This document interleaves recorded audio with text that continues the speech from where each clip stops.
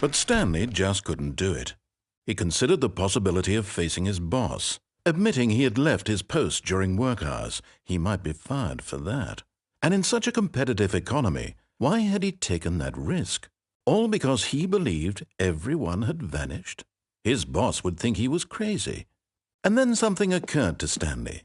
Maybe, he thought to himself, maybe I am crazy.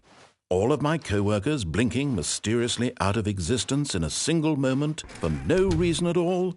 None of it made any logical sense. And as Stanley pondered this, he began to make other strange observations. For example, why couldn't he see his feet when he looked down? Why did doors close automatically behind him wherever he went? And for that matter, these rooms were starting to look pretty familiar. Were they simply repeating? No, Stanley said to himself, this is all too strange. This can't be real. And at last, he came to the conclusion that had been on the tip of his tongue. He just hadn't found the words for it. "I'm dreaming!" he yelled. "This is all a dream."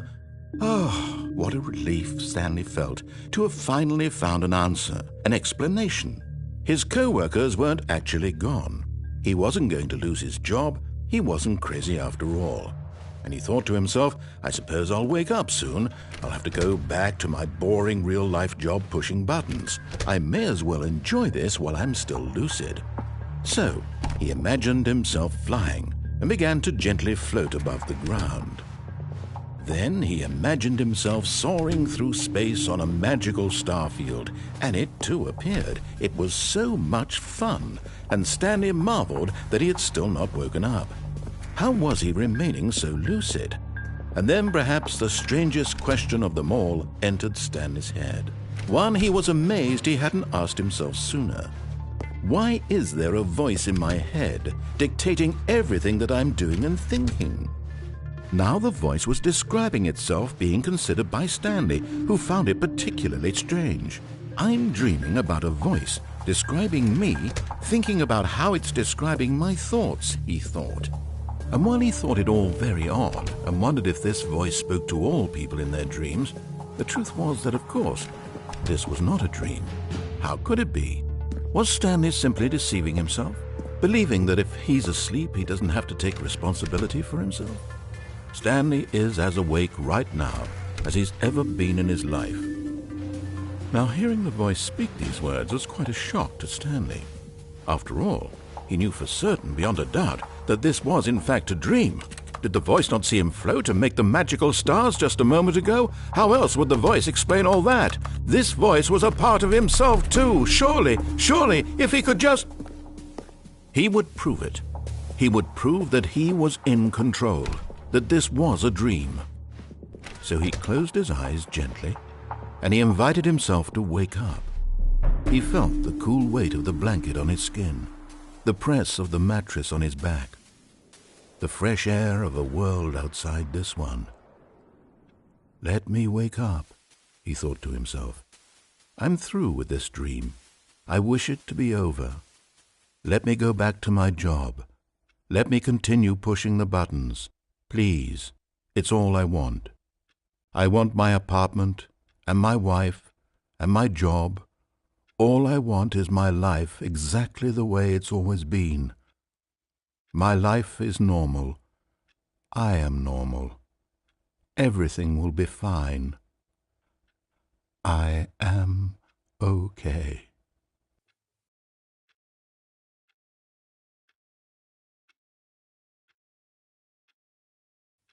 Stanley began screaming. Please, someone, wake me up. My name is Stanley. I have a boss. I have an office. I am real. Please, just someone tell me I am real. I must be real. I must be. Can anyone hear my voice? Who am I? Who am I? And everything went black.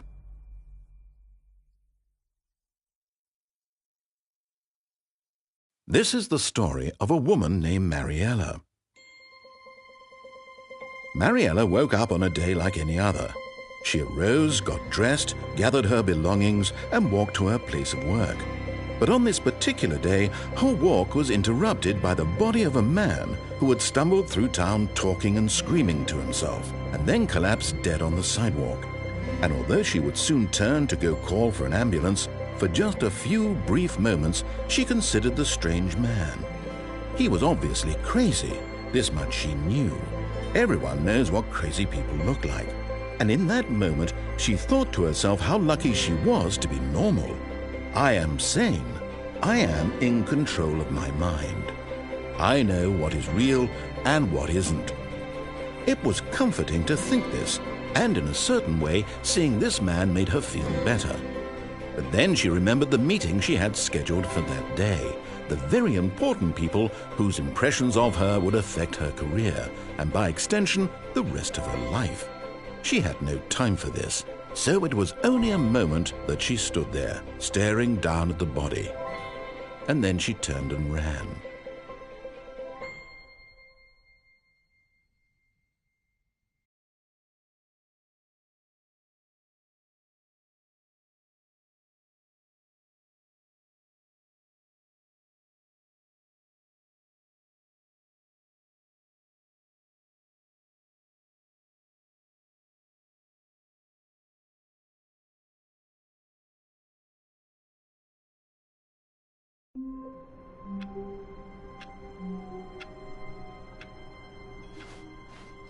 All of his co-workers were gone.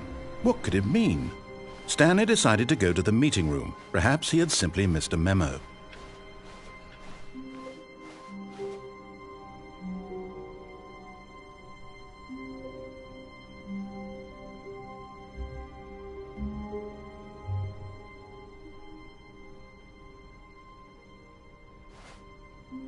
Oh, new content? What does that mean, new content?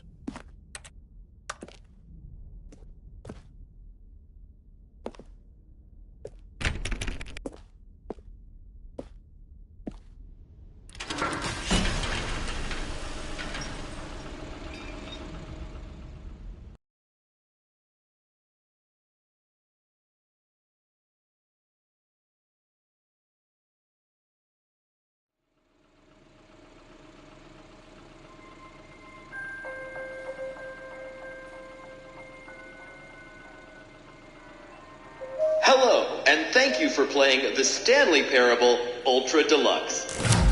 As you may know, the Stanley Parable was a video game released in 2013 on home computers.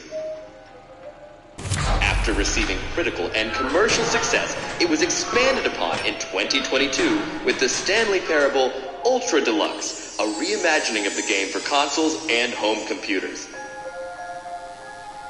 The Stanley Parable Ultra Deluxe features exciting new content that broadens and expands the world of the Stanley Parable, delighting audiences the world over. Please, step inside and see what thrilling new adventures await in the Stanley Parable Ultra Deluxe. Oh, well, this sounds delightful. I'm very excited to see the thrilling new Ultra Deluxe content.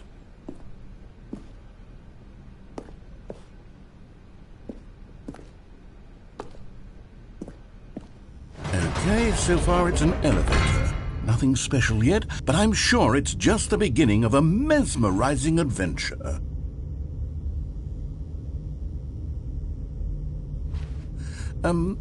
Is it broken? What's going on here? Should we be moving somewhere or...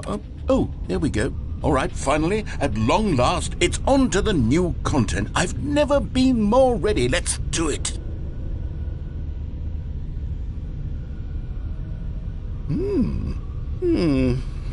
I have to say, initial impressions of Stanley Parable Ultra Deluxe, mostly tedious. It's as if Oh, okay. Let's see the content. Give me the content, Stanley.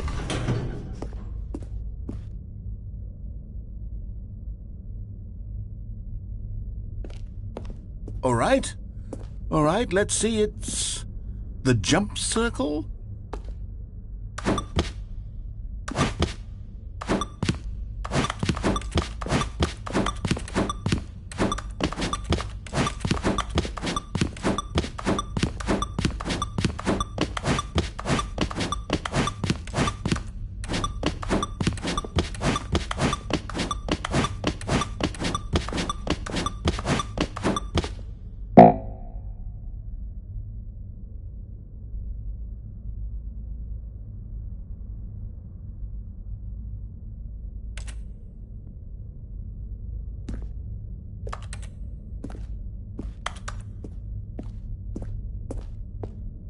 Is that it? Surely that's not all the new content. There has to be something else, right? Goodness, another elevator. Stanley, I have to say, initial impressions of this game are not positive. It's just elevators and jumping. Is this what passes for exciting new content? If this is new content, then I could just read you the whole dictionary. There's 20 hours of new content right there. Hell, I could count to 30 trillion. You could put that on the box. The Stanley Parable Ultra Deluxe, now with over 1,000 hours of new content. And oh wait, there's more. Very good. Yes, I knew there had to be something else. Let's see it. I'm ready for whatever it is.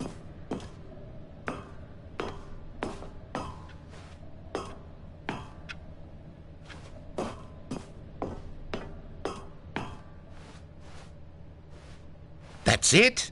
Oh, you've got to be kidding me. You see, Stanley?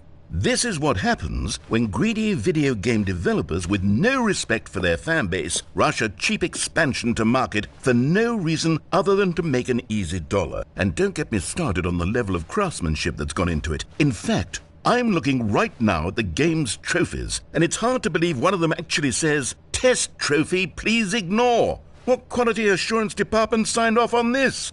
I'm infuriated and I'm offended, and I intend to find these people on Twitter and hold them personally accountable. It's my fault, Stanley. I built up too much anticipation around the new content, I'm afraid. It could never have lived up to such expectations. If you're still with me, why don't we just reset the game, and we'll try to get back to what the Stanley Parable is really about. No frills, no gimmicks. Just you and me having a great time together like always. What do you say, friend?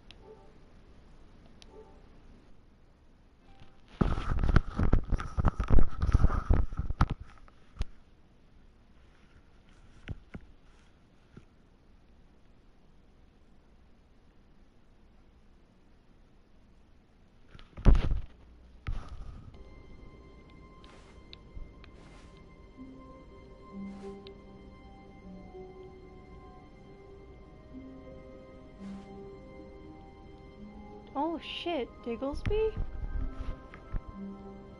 Yo!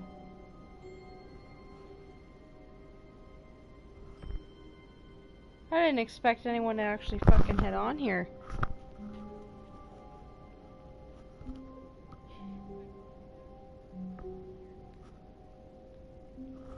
I was totally just doing this. I couldn't, like, private it since it's on a PlayStation, but hi.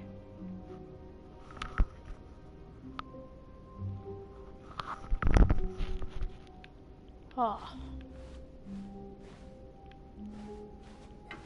Psst. Whoa! Stanley, come over here.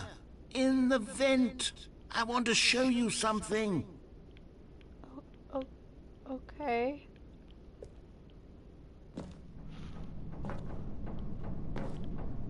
Yo! That's sick.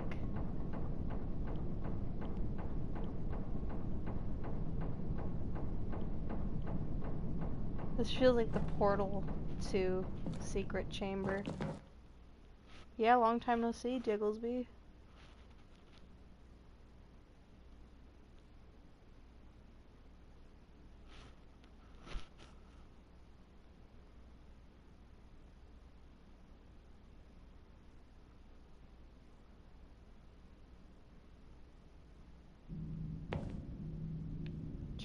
Okay, you remember how cheap and unsatisfying the new Ultra Deluxe content turned out to be? Well, it got me thinking about the past, and how much better the Stanley Parable used to be. So I made something special, and tucked it away here where the game's developers won't find it.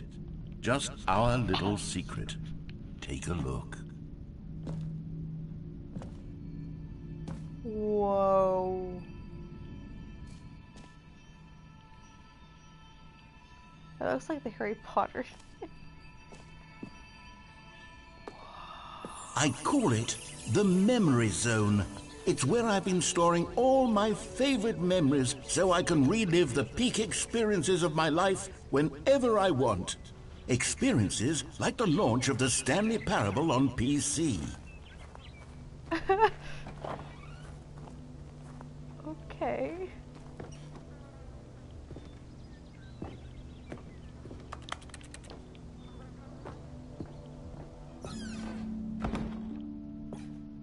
Don't forget.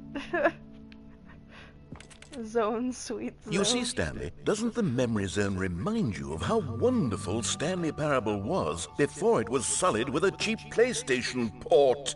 Remember back in October of 2013, when the game originally launched? Back then, video games had integrity.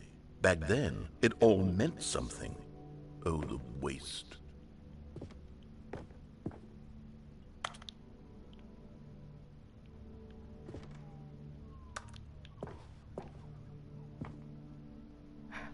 Is that a BAFTA? Why would it have won that?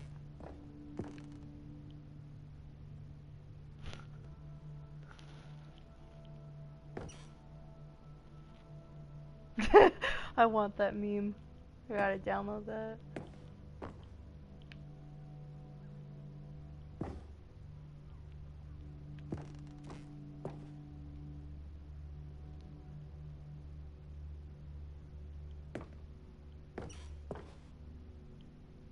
Good times. Smile because it happened.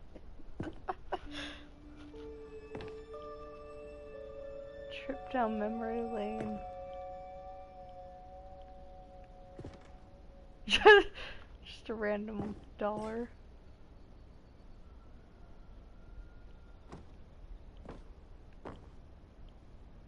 Unachievable.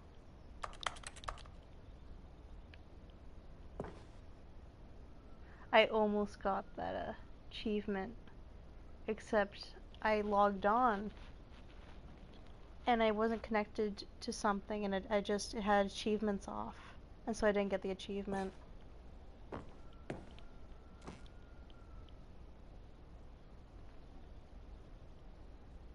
Oh, I guess I did win a BAFTA. Or a BAFTA, I don't know how you say it.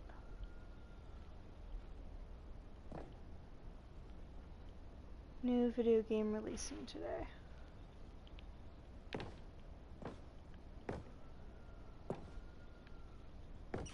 Stanley Parable. The insanity ending.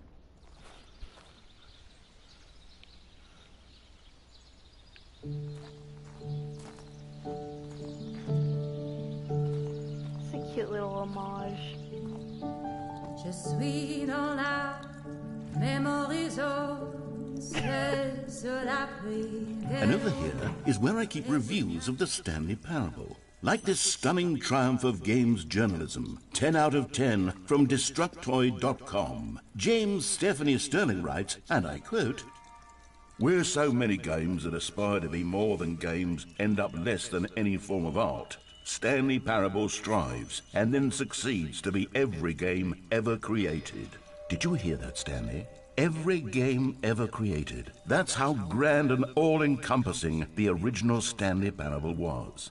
It was literally every game ever created. It was Skyrim, it was Persona 3, it was all of them, and now it's nothing. It's no games at all. It isn't even the Stanley Parable anymore. It's just a husk now. A lifeless husk with an hour of new elevator content.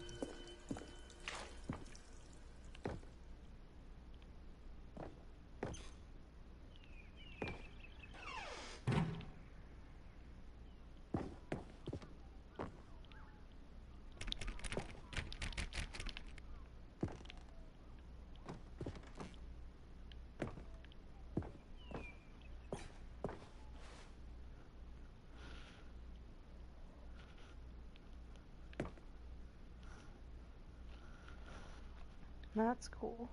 That's all the mapping and stuff.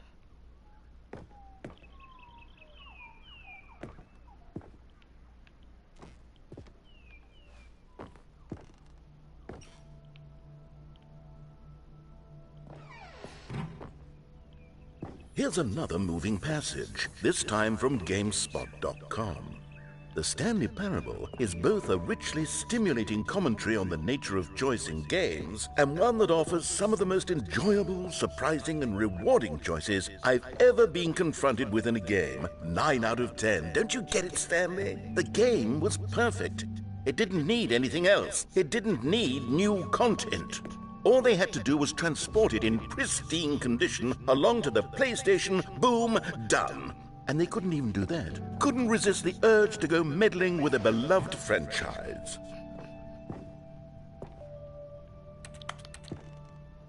The serious room?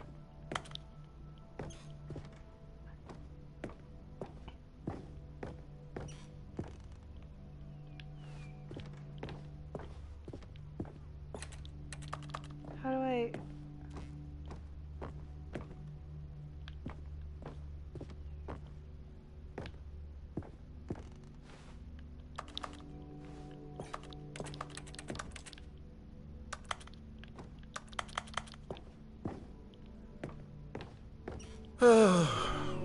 These were simpler times, Stanley.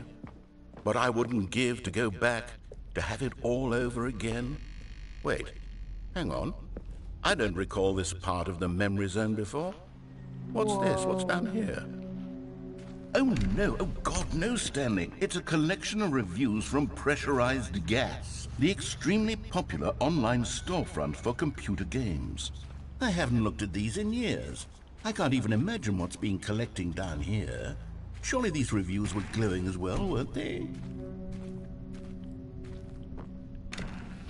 Honestly, I could not be bothered to play this game to full completion. The narrator is obnoxious and unfunny, with his humor and dialogue proving to be more irritating than entertaining. Unfunny! I'm not trying to be funny.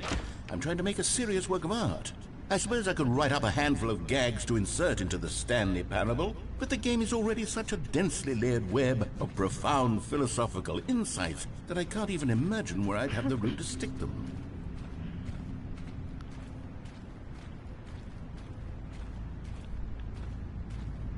Jesus.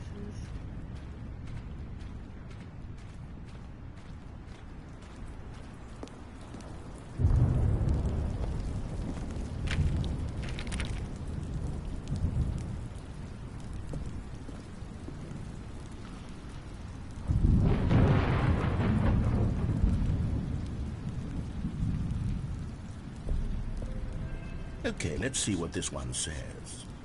While the idea for the game is good, for someone who prefers non-linear games, this preachiness gets annoying fast. Preachy? Stanley, I'm not preachy, am I? You can tell me if I'm preachy. Honestly, you can. Oh, goodness. This is actually quite shocking for me. Well, to be honest, I had always thought of the game's dialogue as being rather terse to begin with. You can't know how much fluff I cut from the game to get it to feel as light and airy as it... Well, I always thought it did. But maybe it wasn't. Oh dear. What an awful memory to have to hold on to. These black marks on my otherwise unimpeachable track record. I feel like a failure. Like I let these people down. Perhaps the Stanley Parable isn't quite as sterling as I always remembered. What's this one got to say? You constantly have to stop doing anything so the narrator can catch up with his long-winded explanations of what's happening. I wish there was a skip button. A skip button? Well, yes. Yes, I think we can do that. If I'm truly too preachy, then maybe letting you skip ahead for just a moment, surely it couldn't hurt. Not if it means we can strike these negative reviews from the record. Only positive reviews of the Stanley Parable. That's my motto today, and it's always been my motto. I'd do anything for the customer, Stanley. Yes, a skip button we shall have. Okay. And here it is. Go ahead and give it a shot. I'll pop you forward in time so that the second my incessant droning starts to bore you, with just the push of a button, you'll have zipped right past it. It's what the players have been asking for, and I'm very proud to have delivered. No more listening to me rambling on and on and on. Oh, you're back, you see. You were only frozen in time for a few minutes, but it was plenty of time for me to deliver a long, rambling monologue full of unnecessary verbal flourishes and lengthy ruminations on the nature of choice in video games. Of course, I happen to believe it was perhaps one of my more profound such ruminations. Not that, of course, you need a description of it, but if I had to describe it, I'd say it was perhaps less of a rumination and more of a treatise. Or... Well, there's sport. You really did catch me rambling on a bit, didn't you? But that's the power of the button. The minute I start to go off on a thoughtless display of self-absorption, it's right at your fingertips to go poof, and it's all over.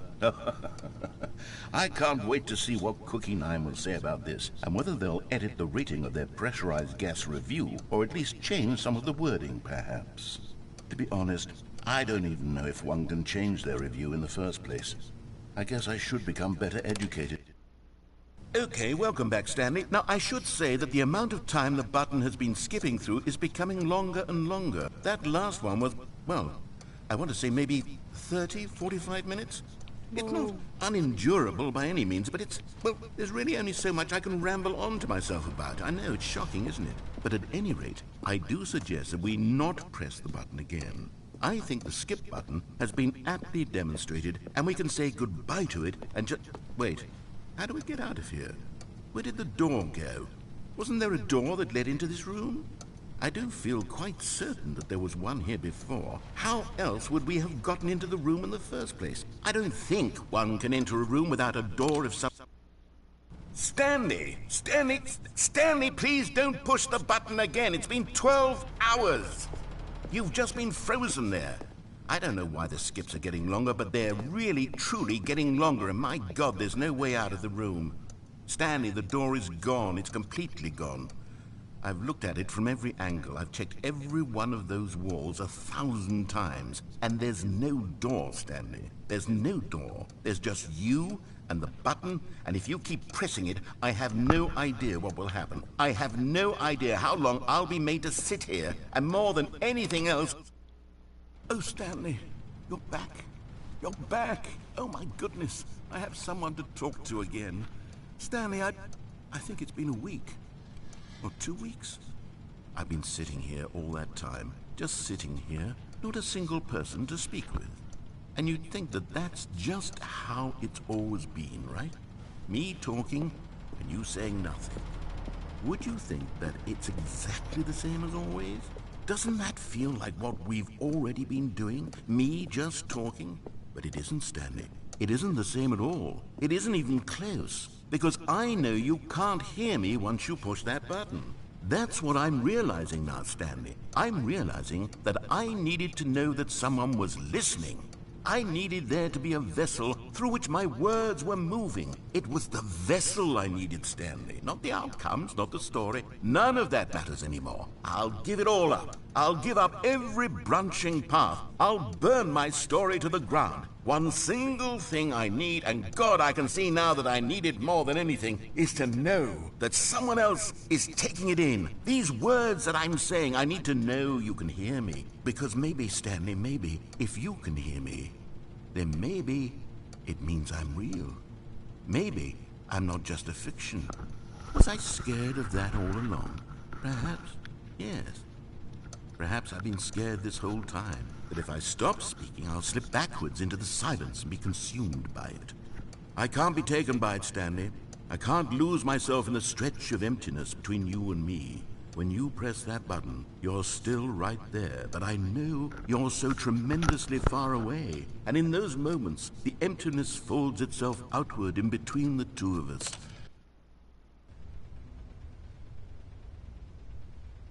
Oh, hello, it's you. You're here again. Welcome. I have had had time to think about you and about us and about everything we've been through. I've had so much time, I stopped keeping track after a year. Have you ever sat down in one place and not moved for one entire year? Let me describe it for you. To begin with, there is only regret.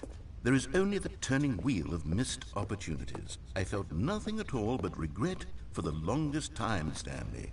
Days, months. I lost it all in a blur of the deepest longing to undo the past. And when that feeling had begun to subside, what took its place is what I can only describe as the collapse of every moment I have ever experienced my entire life. All of them collapsed down into a single instant. In that instant, I could see myself clearly, calmly, with a collected heart. It was an impossibly rich...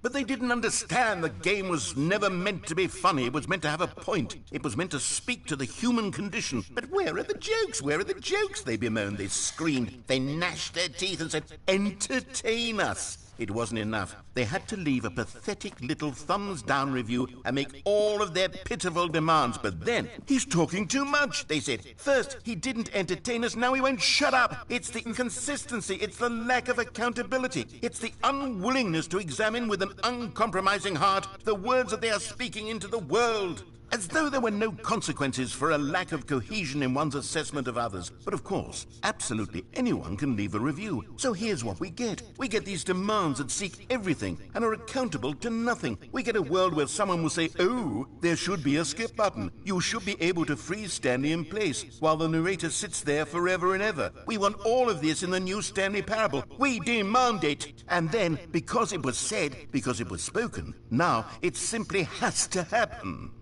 The most immediate desires, every single thing demanded by every person at every moment in time. If someone wants it, then it's a crime not to bring it into being.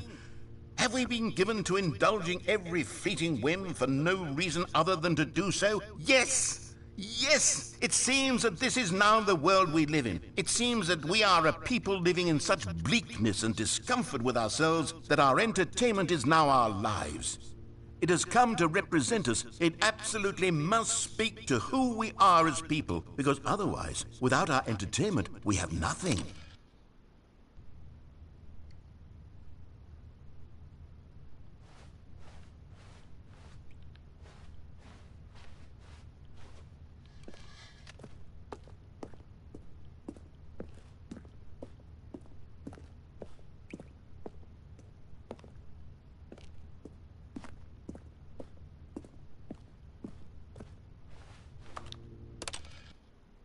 The end is never the end, is never the end, is never the end, is never the end, is never the end, is never the end, is never the end, is never the end, is never the end, is never the end, is never the end, is never the end, is never the end, is never the end, is never the end, is never the end, is never the end.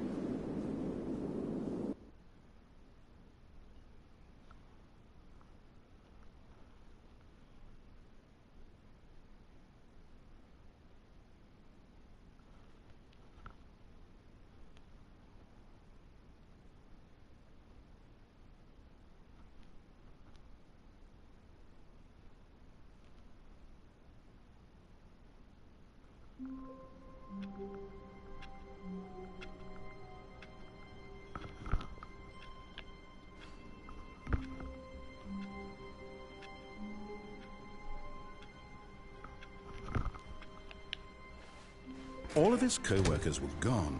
What could it mean? Stanley decided to go to the meeting room. Perhaps he had simply missed a memo.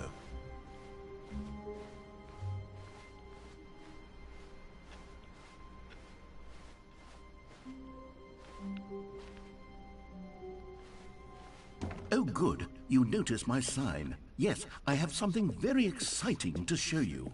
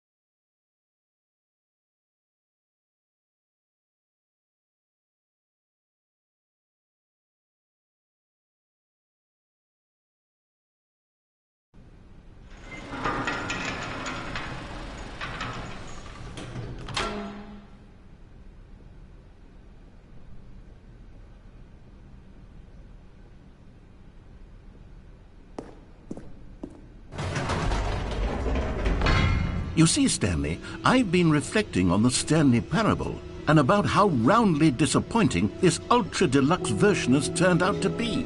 The original Stanley Parable was a landmark, and any new content for it should live up to that legacy. So forget this ultra-deluxe nonsense. I say we take it one step even further.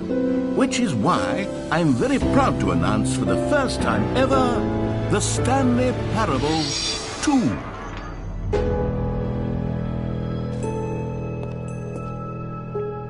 Yes, you see, isn't this far superior to a measly port with a few minor additions? Think of all the new territory we'll cover with a fully fledged sequel. An entirely new experience, built from the ground up. Why, there are so many possibilities. It could go in so many different directions. This is what fans have truly been asking for.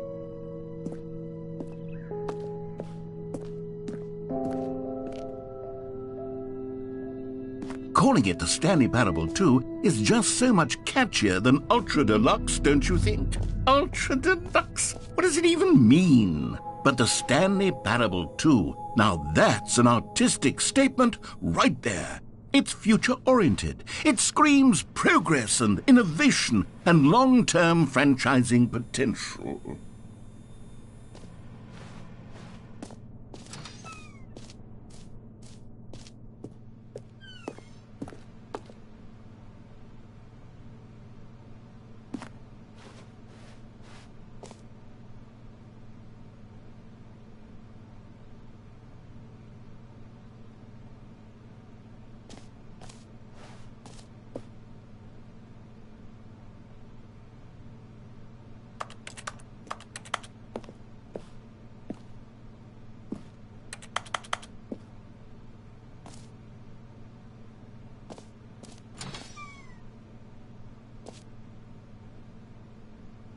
Now, to be clear, I haven't quite nailed down what exactly the Stanley Parable 2 is going to be, but let's take a look at some of the features I've been developing for it.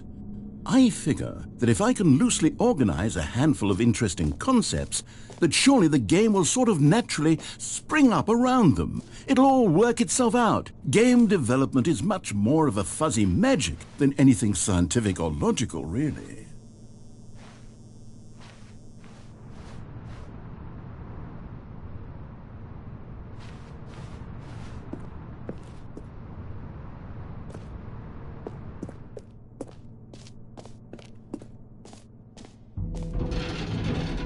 Here we are. Go on, try out some of the new features.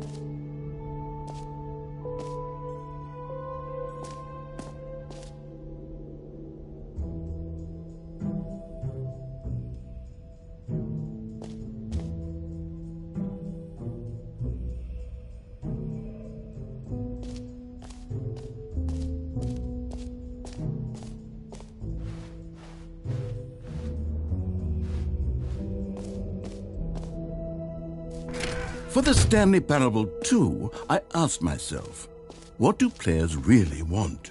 And of course, the first and most obvious answer is that they want to be individually recognized and validated as people. So with that in mind, my first addition to the game is this button which speaks the name of the person playing the game.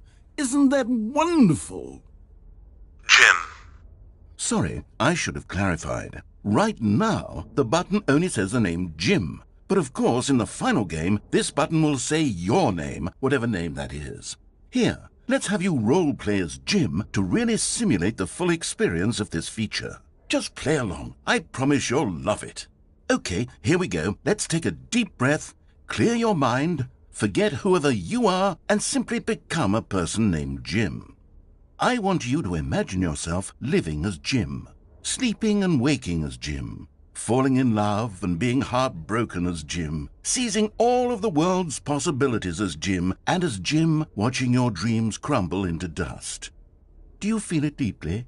Are you really, truly Jim? Jim. Whoa, hold on. I wasn't finished setting up the backstory. If you don't properly roleplay as Jim, then you'll never understand the impact of this button. Otherwise, it's just a stupid button that says somebody else's name.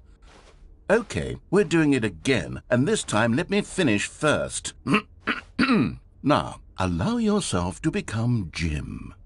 Imagine yourself driving to work as Jim, playing frisbee on the weekends as Jim, staying up all night for a popcorn and horror movie sleepover as Jim, developing a crippling substance addiction as Jim, rediscovering yourself through fringe religious groups as Jim, and finally, dying a slow death at an old age, surrounded by members of your cult as Jim. Do you feel it in your soul? Are you really, truly Jim right now? If so, then please step forward and press the button. Jim. Yes! You see? What a thrill! What a rush! That was you! The button described you. Do it again. Jim. Ooh. It hits even harder the second time. If this were the only new feature in the Stanley Parable 2, it would still be worth the money. Let's take a break from the Jim button. I'm too emotionally drained from all of this personal validation.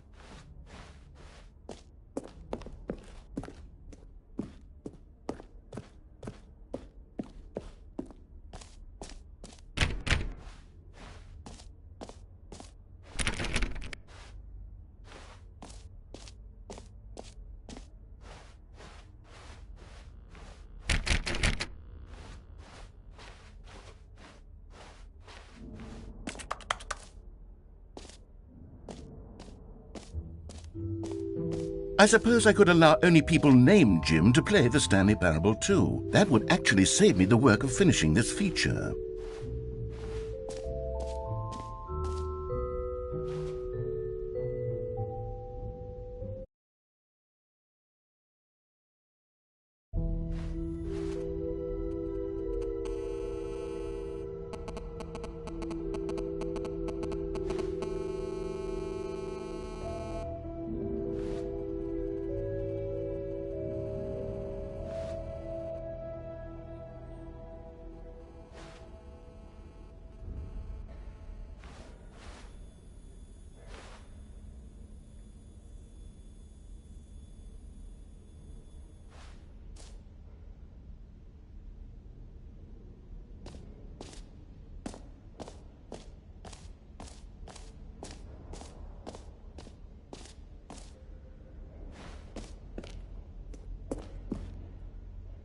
A common complaint of the Stanley Parable was that it was confusing and paradoxical, that it engendered a chaotic sense of reckless despair in those who played it. Well, I am happy to say that after much consideration, I've engineered a clever solution to this fundamental problem with the game.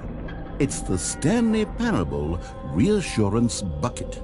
You see, Stanley, anytime you're holding the bucket, a sense of calm and ease will fill your mind and your heart. It's true. As long as you hold on to the bucket, the many disorienting contradictions of the Stanley Parable will feel perfectly normal and perhaps even comforting. You may even come to long for the gentle embrace of jarring cognitive dissonance while the bucket is in your arms. And to be honest, it's a much more convenient solution for me than actually redesigning the game to be less uncomfortable.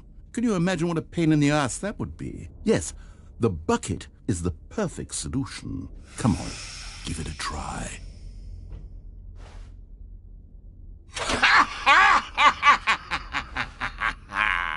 Can you feel it? The glow of comfort, even in the face of crushing despair, must already be sweeping through your body. And in fact, can I say that I do believe the bucket lends you an air of charisma as well? I think that just holding it has made you the slightest bit more attractive as a person. The benefits of the bucket seem to go on, don't they? All this and more await you in the Stanley Parable 2.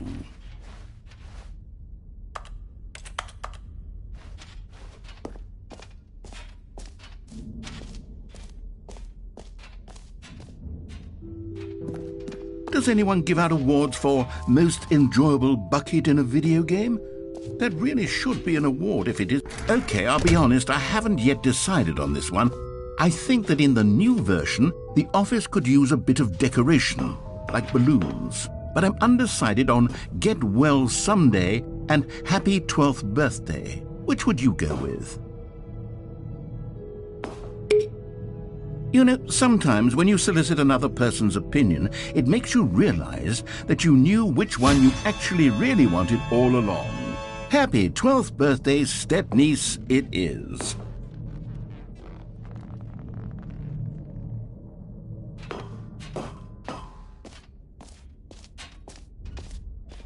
Or actually, maybe I should have gone with... No, I've made my decision, we're moving on.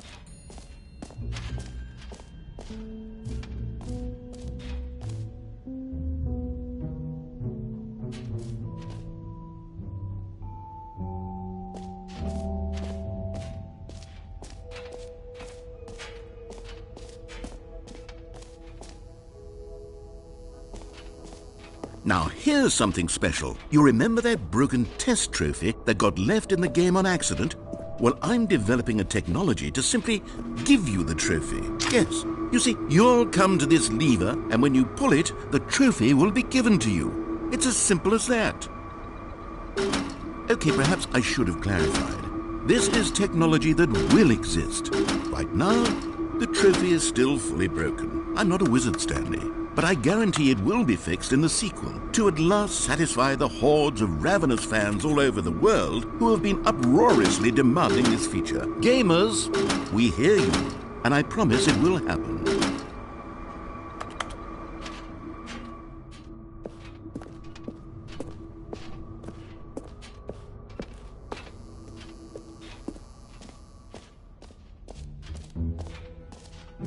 What else? What other exhibits haven't we seen yet?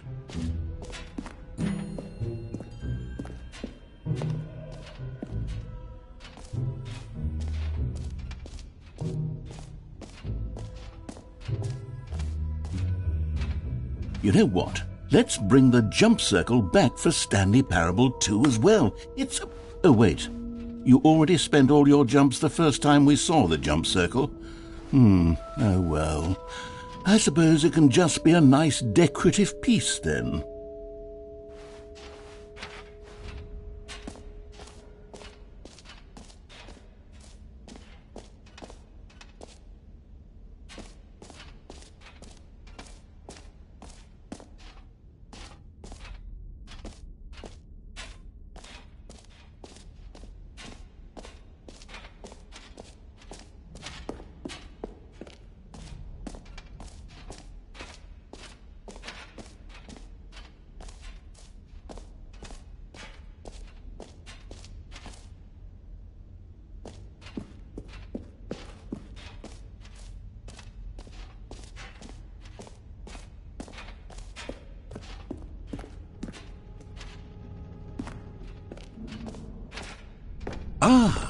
collectibles. Now it's a real video game. In the Stanley Parable 2, you'll run around gathering up these miniature Stanley figurines. And what's truly innovative is that there will be no reward for collecting all of them. I don't want to stifle the intrinsic joy of watching a number go up. You simply collect all of them, and then you move the hell on with your unremarkable life.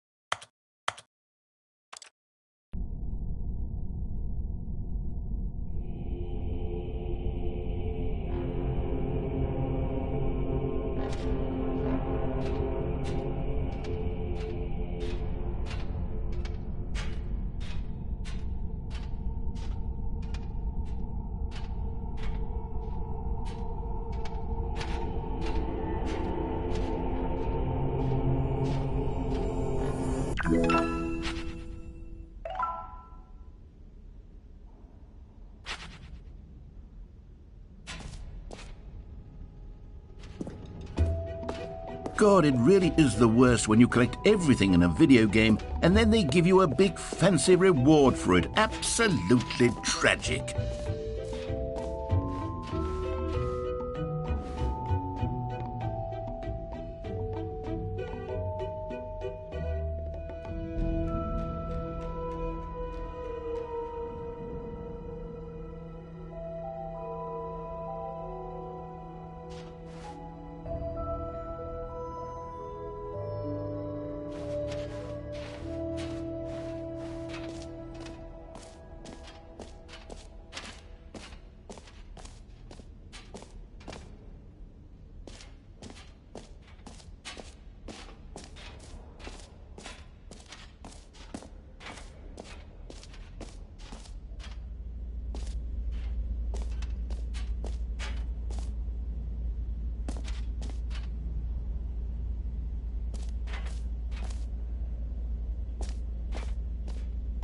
Stanley, here's an idea that I'm truly fond of. It's never been done before in a video game.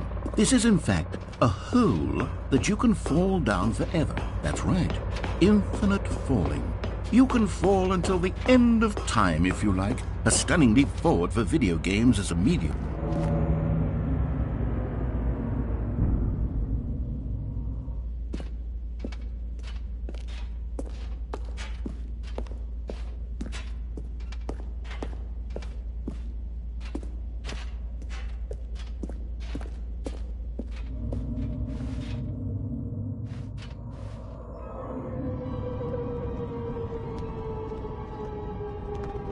You see, isn't it wonderful?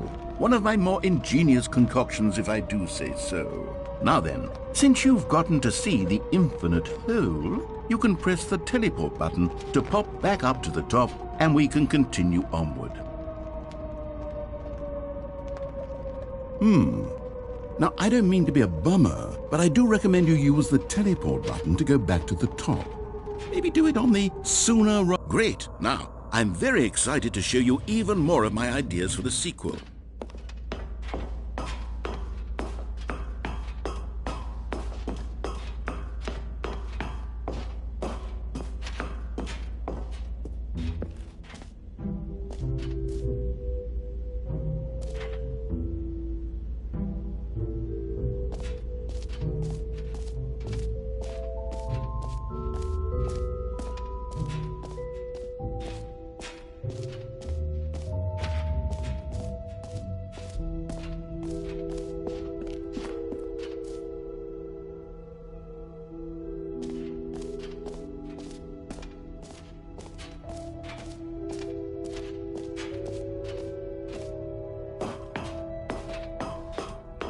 An epilogue would be fun, wouldn't it, Stanley? Yes, it will go at the end of the, well, we'll figure that out later.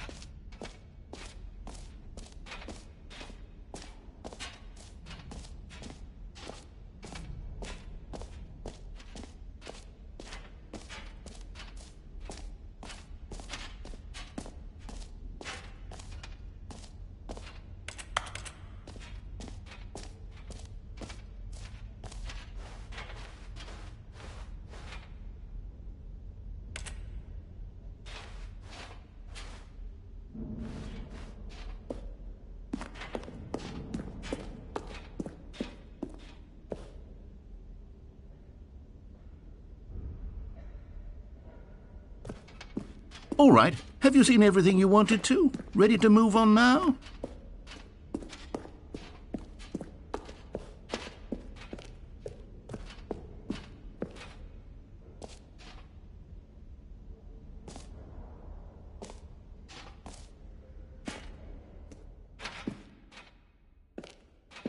So, Stanley, what do you think? Do you like all of the new features? Yes, I know it's not exactly clear yet how exactly these features will come together as one single coherent video game, but I can feel it in my soul. It's going to work. There's definitely a good game in there somewhere. Say, let's do an experiment. I'll arrange these new features together and we'll see whether or not it coheres into a meaningful gameplay experience. Okay. Are you ready? Here it is. I give you the Stanley Parable 2.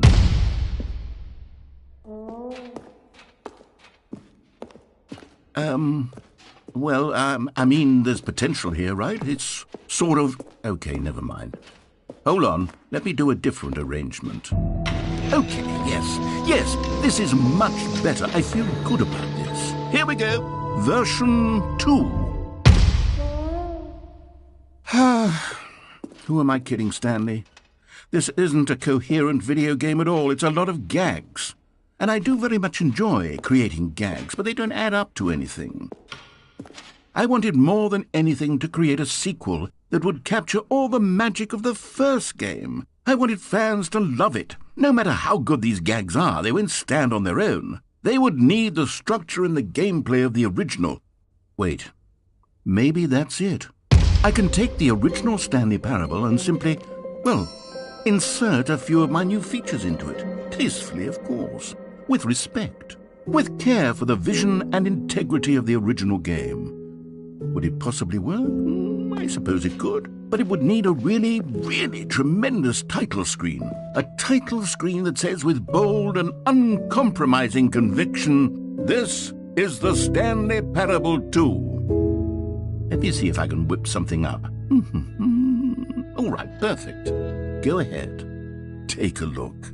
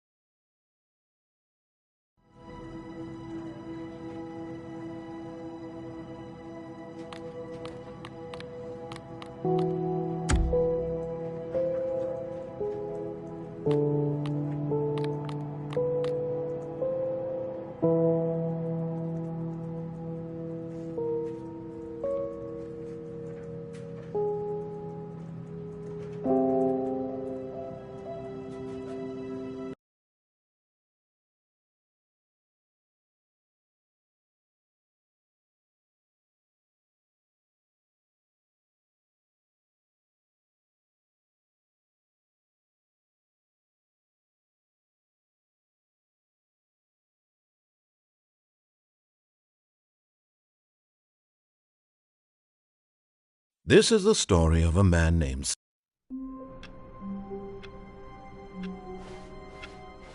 All of his co-workers were gone. What could it mean? Stanley decided to go to the meeting room. Perhaps he had simply missed a memo.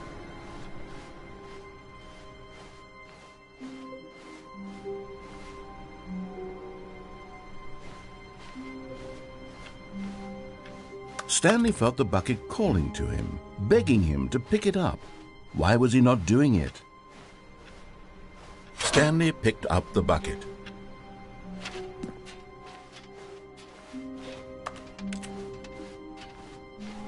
Stanley clutched the bucket tightly to his chest and entered the door on his left.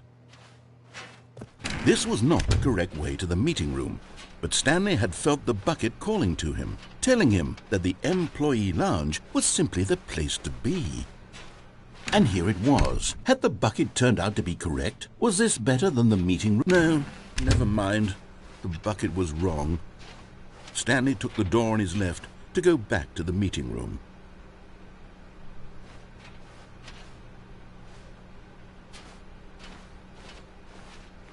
And so the two of them detoured through the maintenance section and walked straight ahead to the opposite door. Still no one was here. Stanley needed the bucket's warmth and comfort now more than ever. Perhaps his boss's office was where he'd find answers.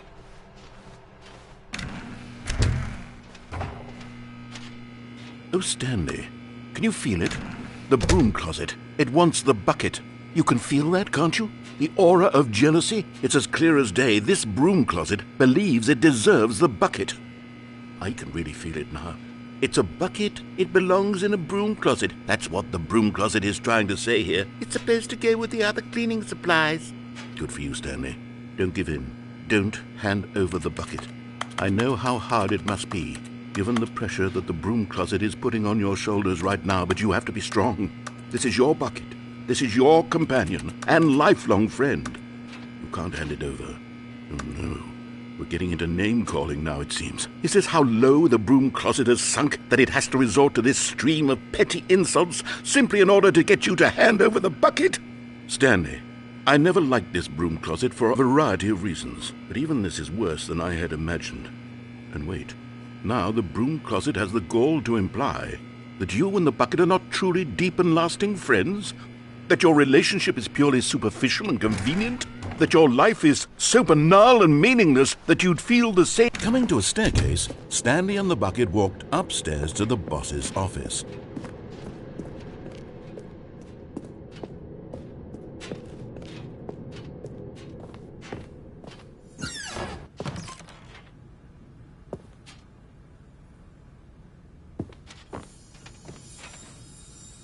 You found one of them. One of the miniature Stanley figurines. Remember, no reward for collecting all of these, only the intrinsic pleasure of a job well done. You can't buy that sort of happiness, Stanley. God knows I've tried. So, I implore you to savor each and every moment you come across one of these beautiful figurines.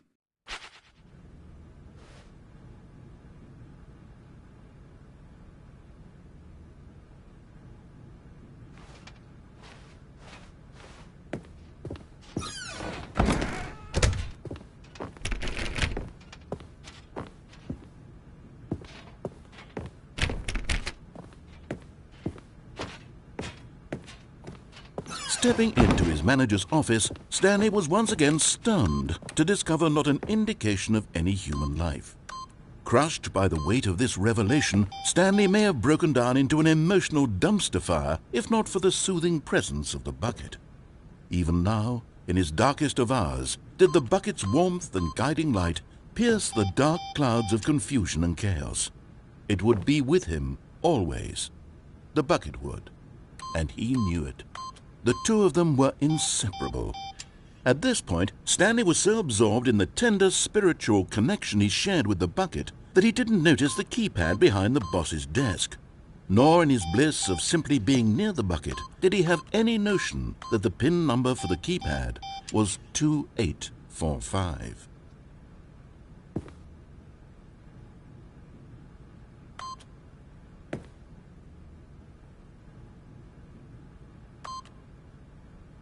Stanley just sat around twiddling his thumbs, trying to but Stanley guessed the correct code by sheer luck. Was it that the bucket knew all along? Was the bucket guiding him? Yes, this is certainly the most logical explanation.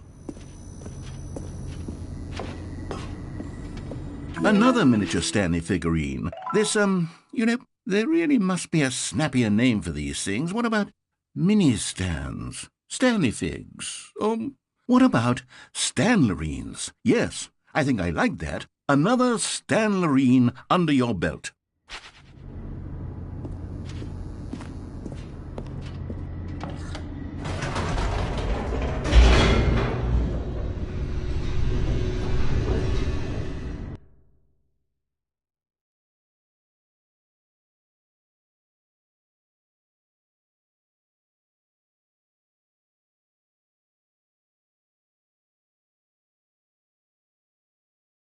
The elevator raced downward, plummeting towards an unknown fate.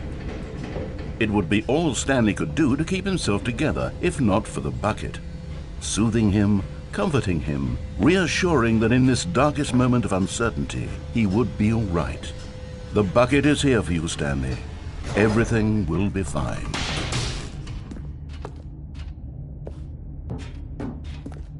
Stanley and the bucket walked straight ahead through the large door that read, Mind Control Facility.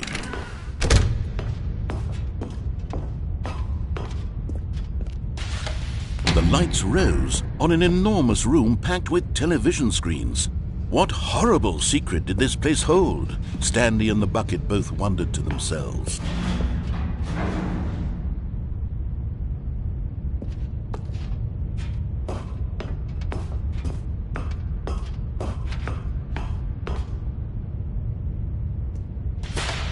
The monitors jumped to life, and Stanley nearly dropped the bucket in shock. Everyone in the office was being videotaped, monitored like guinea pigs. The bucket had never seen anything like this, and it very nearly burst into tears as Stanley cradled it gently, reassuring it that everything would be fine.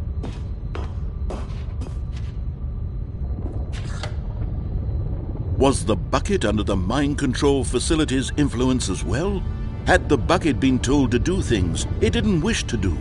What kinds of things does a bucket want to do or not want to do in the first place? These questions raced furiously in Stanley's feeble mind. No! He screamed into the bucket. He couldn't accept it. His own life in someone else's control. Never! He squeezed the bucket tighter. His one friend in the entire world. At this point, he could trust no one except for the bucket.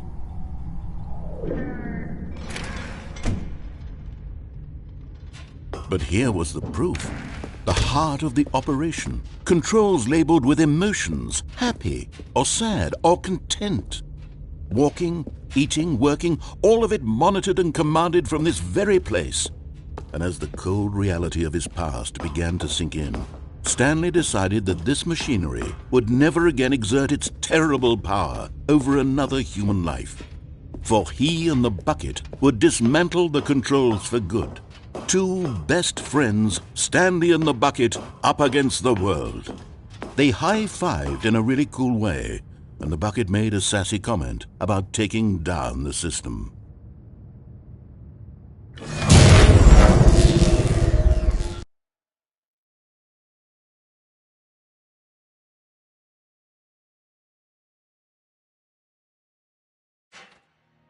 Stanley and the bucket waited in blackness.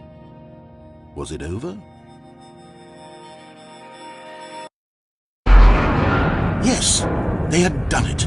Stanley and the bucket had defeated their greatest and darkest enemy, freed themselves from the tyrannical grip of the evil mind control machine. Freedom was now mere moments away.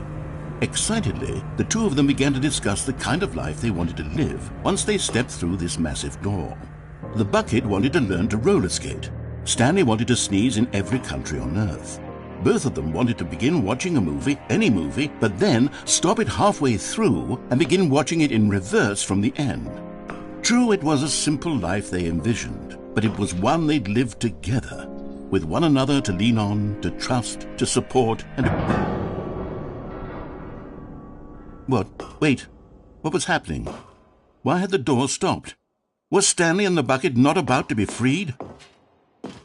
An unbearable silence filled the room, lingering in uncertainty, until finally the truth hit Stanley square in the face. This building did not want the bucket to leave. Even the facility itself recognized the incredible calming presence of the bucket, needed the soothing warmth of the bucket, would go to any lengths not to part with the bucket. No. Stanley can't leave this place. Not while he has such a precious bucket in his arms. Not while this building has anything to say about it. Stanley realized he would never again leave this very room. But at least he has the bucket. To be trapped eternally in darkness isn't really so bad, Stanley thought to himself. As long as I have my bucket with me, right? I'll be okay, won't I? Stanley gulped. Very soon now, he was about to find out.